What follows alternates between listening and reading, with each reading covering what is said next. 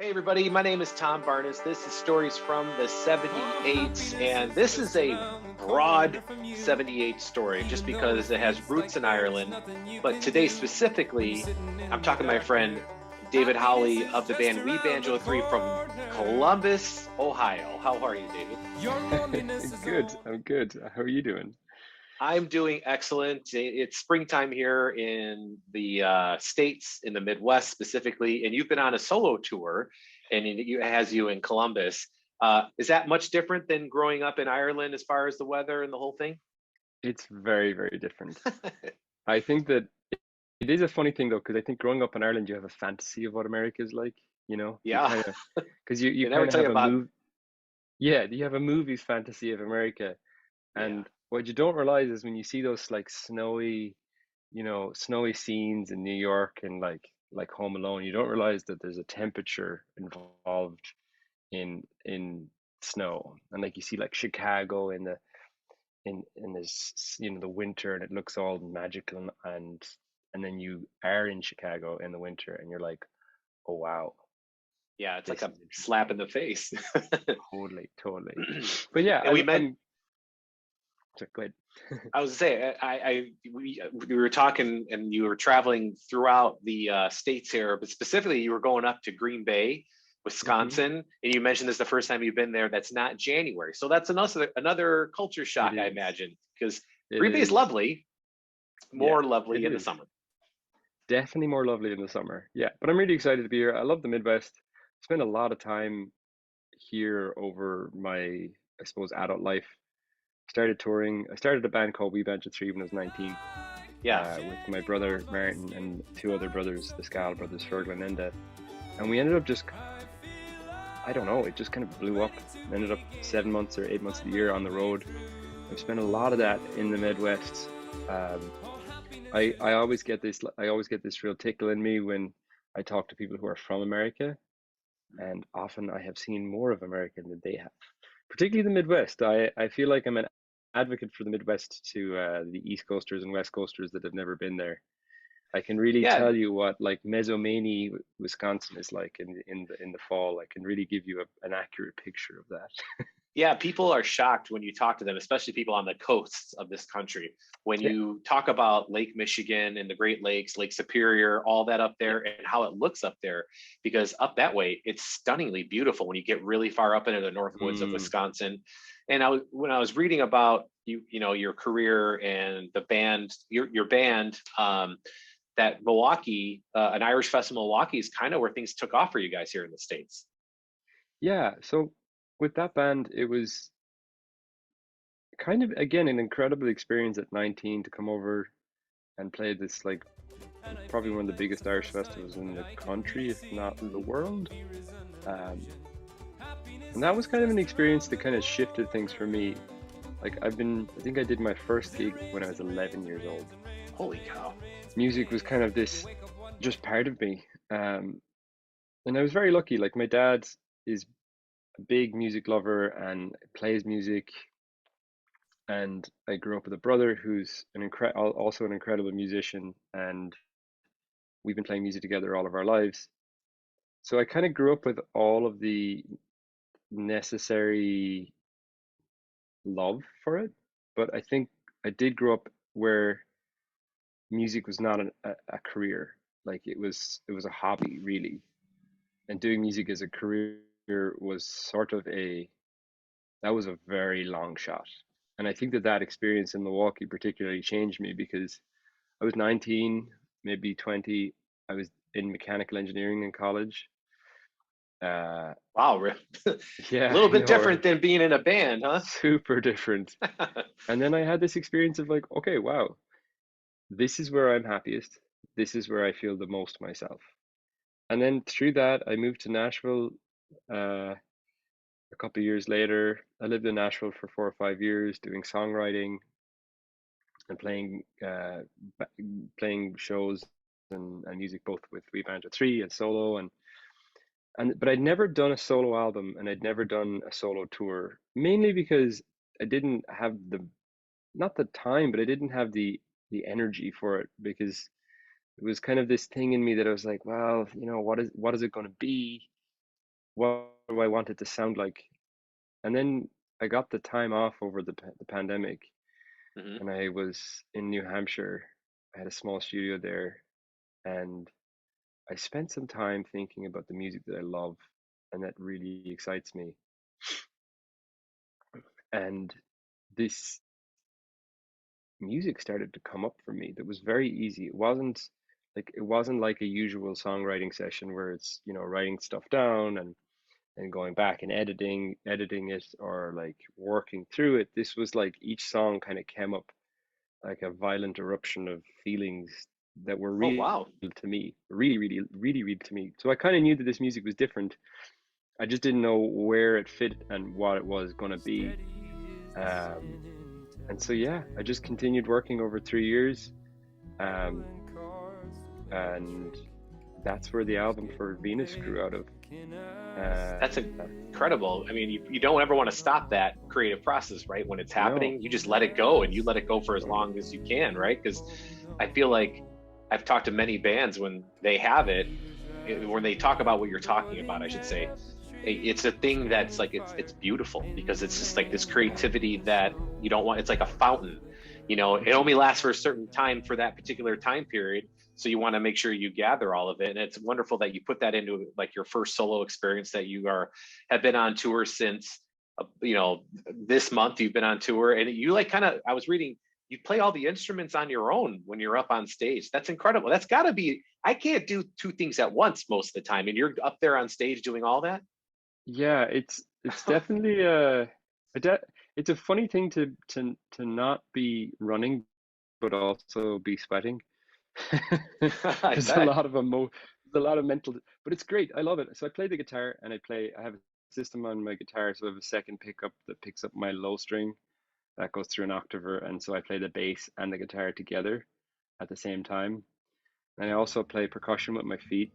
I have some sample pads that I play with my feet, and I sing as Wow. well. So it is quite a lot together. But then like I think that that's maybe where I look at like the overall musical career aspect of it, where I owe a lot of my onstage experience to being in We Banjo 3.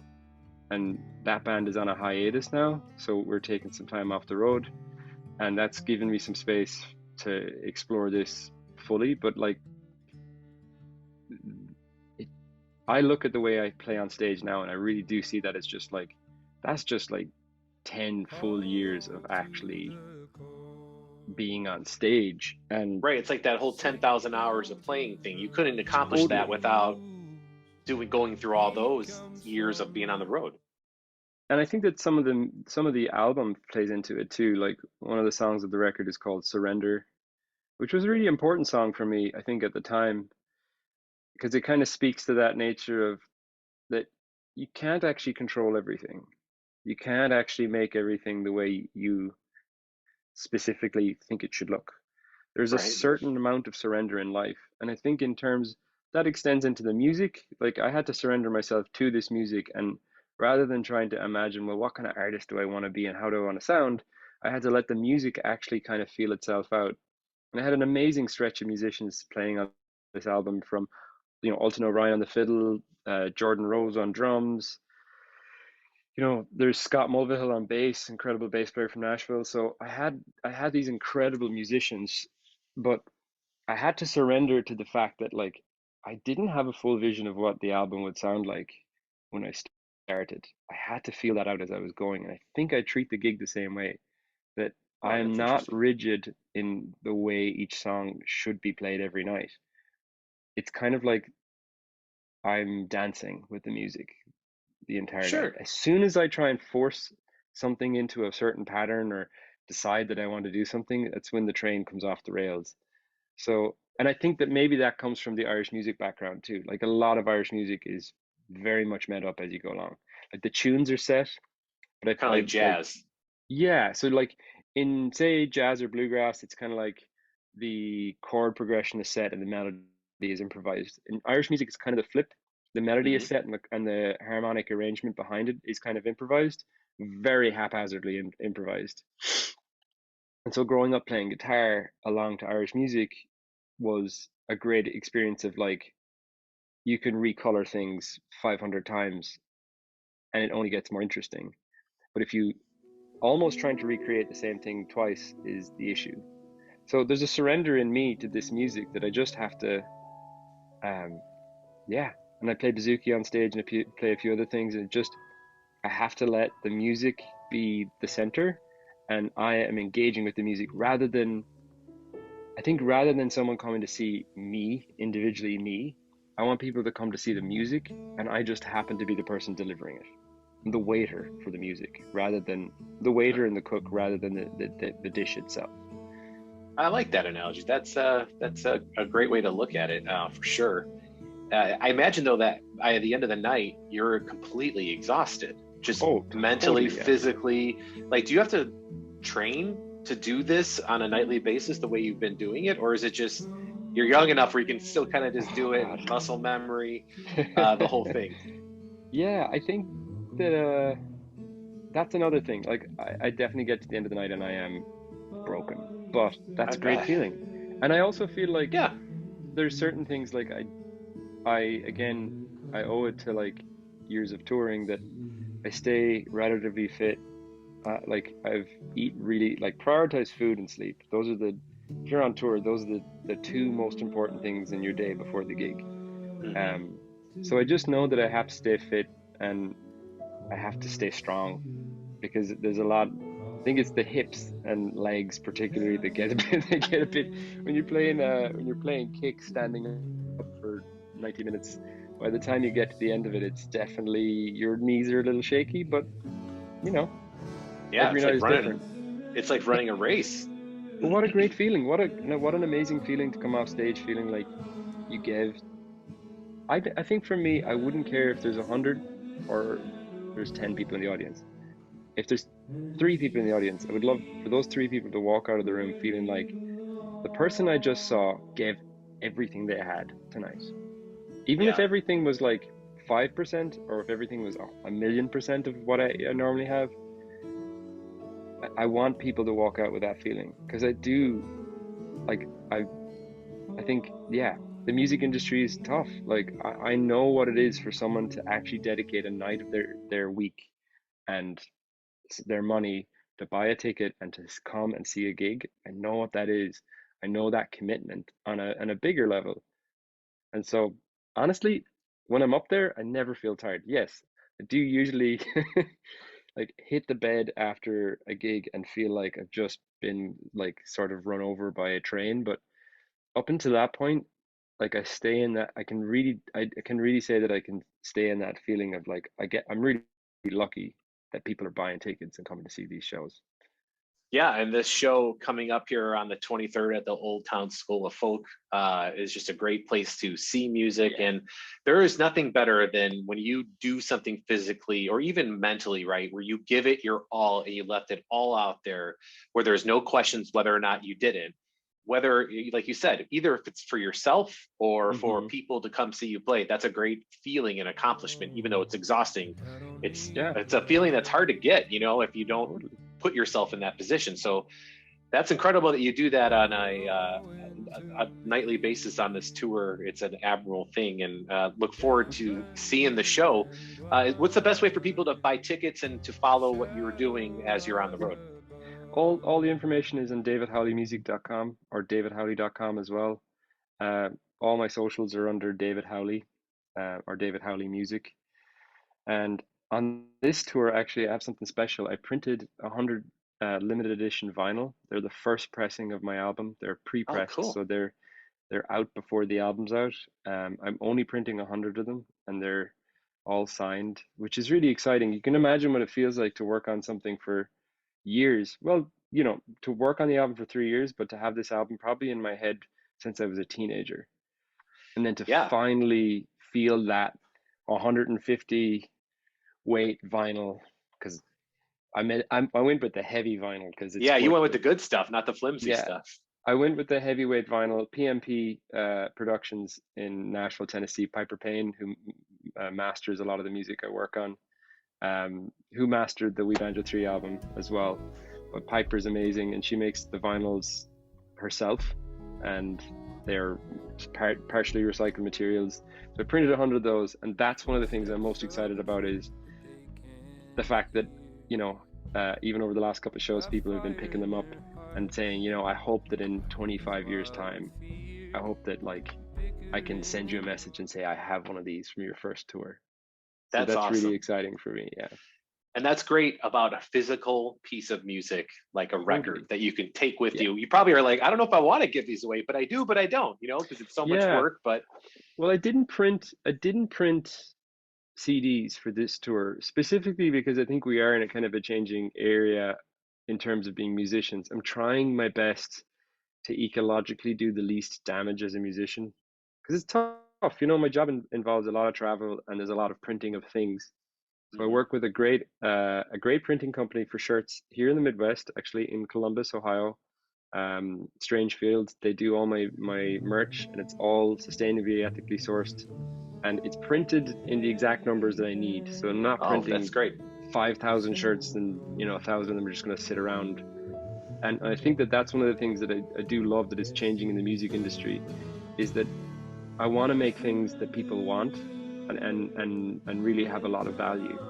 So that if someone comes to a show and walks away from the merch table with a vinyl or a shirt or a hoodie, that it's something that they cherish and love and wear for 20 years. I actually have, this Absolutely. is a mad tangent, but I have a t-shirt. One of my favorite t-shirts in the world is a Fibber McGee's t-shirt from San Diego, California, and it is my dad's t-shirt from 40 years ago. Holy cow. A That's white amazing. t-shirt with a leprechaun surfing on the front of it, which is crazy for an Irish person to actually wear that. But it's my favorite t-shirt because it's my dad got it when he was in California. On him and my mom went there, I think on honeymoon, kind of before we were born, and it's 40 years old. And I like pick up that t-shirt, and that's an inspiration for the stuff that I want to make for this project as well. It's like I want to make whatever I make, be it music, be it vinyls, or be it even to down to the merch. I want it to last the test of time, and that's sort of a central theme for this entire musical project. That's fantastic. And I love that you get it. You get why people buy merch, you know, like some Totally. bands don't. And, you know, I have t-shirts that are 30 years old from bands that I went to go. I had like a Yeah. Nirvana t-shirt when they played in Chicago. Amazing. You know what I mean? Like, and it Yeah. was an $8 shirt when I bought it back then. And now, you Wow. know, my daughter's like, can I wear it? And I'm like, ooh, maybe I'll get you this other one while this one Yeah. just kind of stays, you know? And that's great too, because your daughter wants to wear it. Like Yeah. that is the thing about music that I don't think that I understood until this point is you're creating music for now. You're also creating a legacy for for the listeners that might come in 10 years and find your album and Right. listen That to are it and not be even like, born yet. they're not even born yet and they might love it. And I think that that's the scary thing because it requires you to kind of double down on. Someone said this to me recently. I was chatting to a friend and she said, "Are you willing to be alone in this?" I said, "What do you mean?" She said, "Are you willing to be alone in this? If everybody else thinks it's a bad idea, do you believe in it? Do you believe in it enough that you're going to do it?" And I was like, "Yes, I do." So Yeah. Good that's for you. that's a good feeling. Yeah, and it's a good friend to call you on it and to make sure that you're Oh ready to yeah, do it, right? yeah, Because a lot of people say things. It's the few that do them. yeah, yeah. And I know that I feel lucky to be able to do this. Like, like I get my ticket counts uh, and see the amount of tickets that have been bought for this tour. And honestly, I can't imagine it. Like,